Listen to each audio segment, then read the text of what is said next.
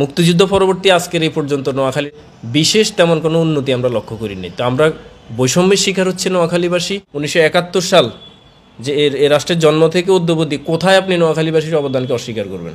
সেই নোয়াখালীকে যদি আপনি অবজ্ঞা করেন, অসম্মান করেন, তারপর নোয়াখালীর প্রাপ্য অধিকার যদি না দেন, সেই ক্ষেত্রে নোয়াখালীবাসী তো বসে থাকতে পারে না। রেমিটেন্স শাটডাউন দেওয়া হবে, ব্যবসায়িক অঞ্চলটাকে আমরা স্টপ করে দেবো। আমাদের যত অর্থনৈতিক যে নেতৃত্ব আছে এবং আমাদের সকলকে নিয়ে আমরা শাটডাউন দিব যদি আমাদের দাবিগুলো যদি সামনে আদায় না হয়।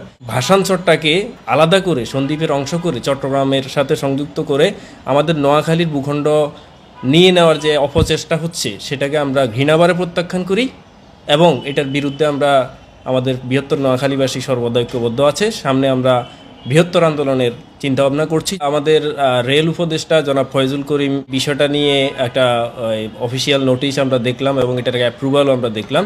আপনি যদি ইতিহাস এবং এই নোয়াখালীর সন্দ্বীপের ভূখণ্ডের ইতিহাসটা যদি জানতে চান, সেক্ষেত্রে দেখবেন। আমরা অন্তর্বর্তীকালীন সরকারের কাছে খুব স্পষ্ট বার্তা দিতে চাই, এ ধরনের সিদ্ধান্তের থেকে বেরিয়ে আসুন।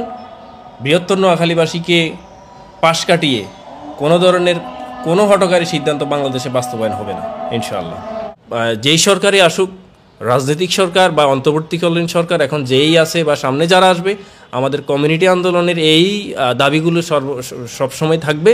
নোয়াখালী বঞ্চিত হচ্ছে, যাতে নোয়াখালী সামনে বঞ্চিত না হয়। নোয়াখালীর প্রাপ্য অধিকারটুকু নোয়াখালীকে ফিরিয়ে দিতে হবে। মুক্তিযুদ্ধ পরবর্তী আজকের এই পর্যন্ত নোয়াখালীর আসলে বিশেষ তেমন কোনো উন্নতি আমরা লক্ষ্য করিনি। তো আমরা বৈষম্যের শিকার হচ্ছে নোয়াখালীবাসী। বৃহত্তর নোয়াখালীবাসী দেশে এবং দেশের বাইরে যারা অবস্থান করতেছেন, সবাই সবার জায়গা থেকে সোচ্চার হতে হবে। নোয়াখালীর এই দাবিগুলোকে বাস্তবায়ন করার জন্য সরকারকে জোর দাবি জানাতে হবে।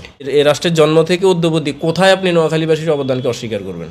সেই নোয়াখালীকে যদি আপনি অবজ্ঞা করেন, অসম্মান করেন, তারপর নোয়াখালীর প্রাপ্য অধিকার যদি না দেন, সেই ক্ষেত্রে নোয়াখালীবাসী তো বসে থাকতে পারে না।